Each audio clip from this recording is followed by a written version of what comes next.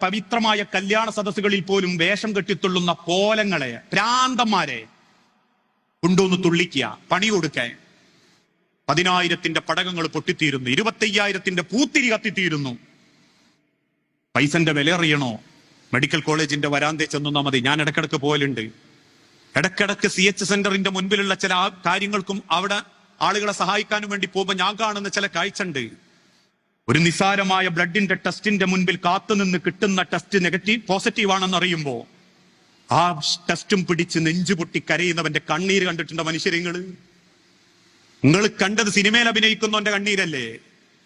നിങ്ങൾ കണ്ടത് ദുനിയാവിന് മറ്റെന്തെങ്കിലും കണ്ണീരല്ലേ?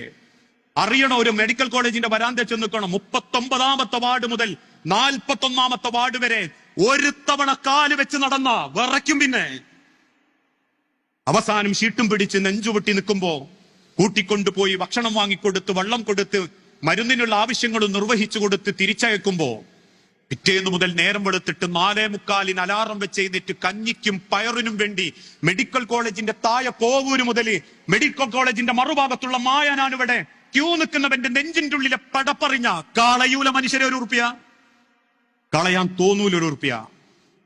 ആ തിരിച്ചറിവാണ് ദീന്. അല്ലാണ്ട് ദീന് എന്ന് പറഞ്ഞാല് സുബഹിസ്കരിച്ചിട്ട് എല്ലാ തോന്നിയാസത്തിനും ഇറങ്ങലല്ല, എല്ലാ വിവരക്കേടിനും പോലല്ല.